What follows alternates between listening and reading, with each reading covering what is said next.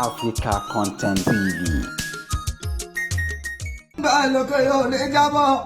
ọmọ ìyá wa náà bí ọ̀rọ̀ àti bọ́lá aláàbáyíká mo máa ń pera mi lọ́mọ ọmọ ìyá wa náà bí àdìjà kò múra sọ́jọ́ lédè lọ́jọ́ sí kọ́lá hàn kó fọ́ọ̀rùn kẹyà aláàbí aláàbáyíká nǹkan bá ń jẹ́ lọ́rùn ní káyọ̀bá àwọn ìjà ní ìjálẹ̀ kò múra ọ̀gá tó fọ́tò sílẹ̀ ìfàṣọ ọmọ ìyá wa náà bí dádì ìgbẹ́sẹ̀ mọ́ dúpẹ́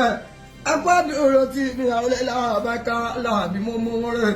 ọ̀gá ló sọ pé àlùbáríkà ti bẹ̀rẹ̀ ìmọ̀lẹ̀ àlùbáríkà rẹ̀ oníbàjẹ́ bàlùbáríkà ṣe wọnú sẹ́ ẹ̀wọ̀n ọ̀gá tí wà ó làlùbáríkà wọ́n sẹ́ àwọn tẹ̀yọ̀ bí ẹni ṣe ní ọ tó bá sọ àǹkà ọ bẹ́ẹ̀ gálẹ̀ láti bàlùbáríkà ṣe pẹ̀lẹ́jọ dá ọ̀gá tó wà ní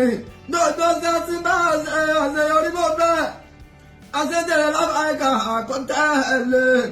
bàbá bàrìlànà bàríkà àníkóṣì kẹta Pasuma Alabi àròlé ọ̀gá wọn rẹ̀ ọ̀gá ló ní fújì ìgbògbò ní pátápátá àròlé Bàsírà Jíbọ́lá o ẹjẹ́ wọ́n dúpẹ́ Pasuma ní jábọ̀. ẹsẹ̀ mọ́ dúpẹ́ láti rà ẹ̀jẹ̀ wọ́n dúpẹ́. wọ́n bẹ ní ìrẹsítà wọn pè mí lórí fóònù Alábí ó dán tún bí pẹ̀lú ọmọ bá ń kẹ́ ìyẹn ní ìrẹsítà ọ̀dọ́ lọ.